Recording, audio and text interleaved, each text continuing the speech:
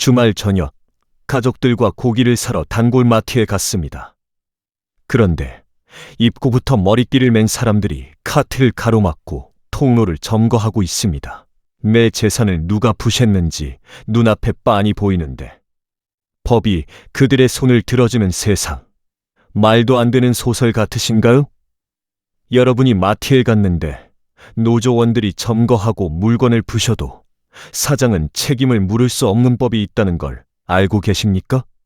여러분, 상상해 보십시오. 진열된 신선식품은 방치되어 썩어가고 일부 과격한 이들이 매장 집기를 파손합니다. 당황한 마트 사장님이 경찰을 부르지만 경찰은 고개를 젓습니다. 사장님, 오늘부터 시행된 법 때문에 이분들이 기물을 파손해도 개개인에게 손해배상을 청구할 수 없습니다. 오늘 이 법이 왜 노동권 보호라는 가면을 쓰고 우리 경제의 근간을 뿌리째 흔들고 있는지 그 소름 돋는 진실을 낱낱이 공개합니다. 2026년 3월 10일, 바로 2달 앞으로 다가온 이 법. 이런 말도 안 되는 법을 왜 만드는지 아십니까? 정치인들이 여러분들을 표로만 보기 때문입니다. 선거할 때 노동자들도 한 표고 삼성 회장님도 각 회사 사장님들도 한 표입니다. 회사보다 노동자가 훨씬 많으니 노란봉투법이라는 따뜻한 가면비로 나라가 어찌 되든 말든 자기네 입속만 챙기는 정치인들 때문입니다. 부디 깨어나셔야 합니다. 이런 무시무시한 법이 국회 여당 주도로 통과되어 6개월의 계도 기간을 거쳐 3월 10일 시작이 됩니다. 노동자를 보호한다는 명목으로 만들어졌지만 정작 그 법 때문에 일자리를 잃게 될 사람들의 이야기는 아무도 하지 않습니다. 그리고 이 영상 마지막에는 완벽한 해결책은 아니지만 우리가 피해를 최소화할 수 있는 구체적인 방법들을 알려드릴 겁니다. 여러분의 일자리를 지키고 싶으시다면 부디 끝까지 함께 해주십시오. 노란봉투법의 첫 번째 칼날은 사용자 범위 확대입니다. 예시를 들어보죠. 여러분이 아파트 관리사무소 직원이라고 칩시다. 여러분의 월급은 관리업체가 줍니다. 그런데 갑자기 아파트 입주민 대표 회의를 찾아가서 내 월급 올려달라며 집단 시위를 합니다. 입주민들이 당황해서 우리는 당신을 고용한 적이 없다고 말해도 소용없습니다. 법이 입주민이 실질적 영향력이 있으니 사장이다라고 정의해버렸기 때문입니다.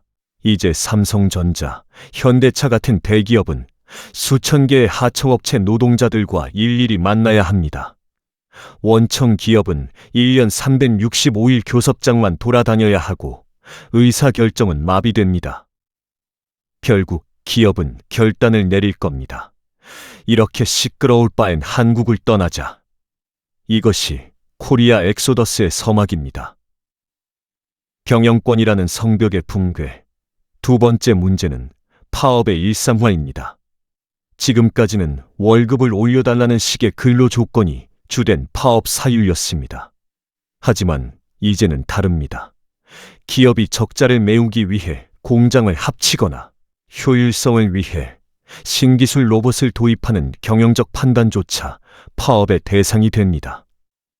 쉽게 말해 식당 주인이 메뉴를 바꾸려는데 알바생들이 메뉴 바꾸면 일이 힘들어지니 파업하겠다며 주방을 점거하는 것이 법적으로 정당해지는 겁니다. 주인이 자기 가게 운영 방식도 마음대로 정하지 못하는 나라에서 어떤 기업가가 투자를 하고 성장을 꿈꾸겠습니까? 대한민국 기업들의 엔진은 여기서 꺼지게 됩니다. 세 번째 문제는 손해배상 무력화. 때린 사람은 있는데 책임질 사람은 없다. 가장 치명적인 독소 조항은 바로 손해배상 책임의 개별화입니다. 불법 파업으로 수조 원의 손실이 나도 사장은 노조원 개개인이 정확히 몇 %의 잘못을 했는지 입증해야만 배상을 받을 수 있습니다. 복면을 쓰고 집기를 부수고 공장을 멈춘 7명의 노조원 사이에서 누가 몇 대를 때렸는지 사장이 어떻게 증명합니까? 사실상 불법을 저질러도 돈 안 내도 된다는 면죄부를 주는 셈입니다. 불법이 판을 치고 법치가 무너진 자리에 남는 것은 폭력적 투쟁뿐입니다. 외국인 투자자들이 가장 무서워하는 것이 바로 이 예측 불가능성입니다. 법이 지켜지지 않는 나라에 돈을 묻어둘 투자자는 전 세계 어디에도 없습니다. 당신의 계좌가 녹아내리는 이유자, 이제 결론으로 가봅시다. 기업이 떠나고 투자가 멈추면 어떤 일이 벌어질까요?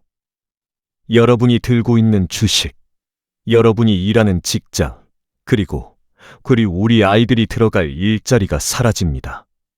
단순히 대기업의 문제가 아닙니다. 대기업 공장이 해외로 이전하면 그 밑에 있던 수만 개의 중소기업은 도미노처럼 무너집니다. 전세가가 폭락하고 자산 가치가 증발하는 것은 시간 문제입니다. 2026년 3월 10일, 대한민국 경제의 심장이 멈춘다는 경고는 결코 과장이 아닙니다. 우리는 지금 낭떠러지 앞에 서 있습니다. 노란봉투법은 약자를 보호하는 따뜻한 법처럼 보이지만 실제로는 대한민국의 경제적 사다리를 걷어차는 법입니다. 감성에 호소하는 정치가 아닌 냉정한 경제 논리로 세상을 바라봐야 합니다. 첫째, 지금 당장 우리 회사 상황을 점검해야 합니다.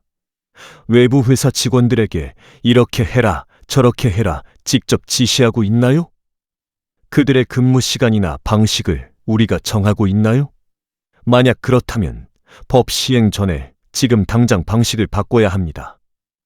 외부 업체가 자기 직원을 관리하게 해야 합니다. 큰 회사와 맺은 계약서도 다시 보세요. 우리가 모든 책임을 진다는 애매한 조항이 있다면 지금이라도 명확하게 고쳐야 합니다. 둘째, 직원들과 솔직하게 대화하세요.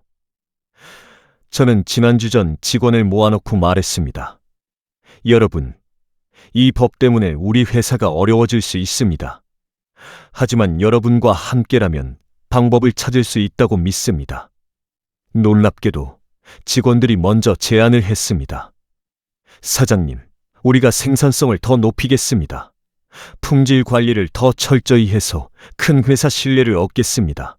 불필요한 비용을 함께 줄여보겠습니다. 직원들도 압니다. 회사가 망하면 자기들 일자리도 없어진다는 것을요. 셋째, 비상금을 준비하세요. 저는 지금부터 최소 6개월치 운영자금을 따로 모으기로 했습니다. 혹시 모를 파업이나 손실에 대비해서요. 당장은 힘들어도 이게 회사를 지키는 길입니다. 넷째, 우리의 목소리를 내야 합니다. 작은 회사들을 대표하는 단체에 가입하세요. 지역 국회의원에게 연락하세요. 큰 회사와 작은 회사를 똑같이 취급하지 말라고 요구하세요. 법 시행을 미루고 다시 검토하라고 말하세요. 정부도 현장 의견을 듣겠다고 했습니다. 우리가 가만히 있으면 아무것도 바뀌지 않습니다. 다섯째, 그리고 가장 중요한 것, 희망을 잃지 마세요. IMF로 거래처가 절반으로 줄었을 때, 코로나로 공장 문을 닫아야 했을 때, 그때마다 이제 끝이다 싶었지만 우리는 살아남았습니다. 왜일까요? 포기하지 않았기 때문입니다. 법은 바꿀 수 있습니다. 여론은 만들 수 있습니다. 그리고 우리가 함께 목소리를 낸다면 정치인들도 귀 기울일 수밖에 없습니다. 여러분, 우리는 혼자가 아닙니다. 전국에 수십만 개의 작은 회사가 있습니다. 수백만 명의 직원이 있습니다. 우리가 함께 움직이면 우리의 목소리는 결코 작지 않습니다. 2026년 3월 10일, 2달 후 노란봉투법이 시행됩니다. 그때까지 우리가 할 일은 명확합니다. 준비하고, 대화하고, 목소리 내는 것. 그리고 무엇보다 희망을 잃지 않는 것입니다. 위기는 기회다. 진부한 말 같지만 저는 이 말을 믿습니다. 이번 위기도 우리가 함께 극복한다면 더 강한 회사, 더 강한 우리가 될 수 있습니다. 오늘 밤 여러분도 생각해 보세요. 내일부터 무엇을 할 것인가? 누구와 대화할 것인가? 어떻게 준비할 것인가? 답은 우리 안에 있습니다. 포기하지 마세요. 아직 우리에게는 시간이 있고, 방법이 있고, 희망이 있습니다. 제 이야기가 여러분께 작은 용기가 되었기를 바랍니다. 감사합니다. 그리고 함께 이겨냅시다.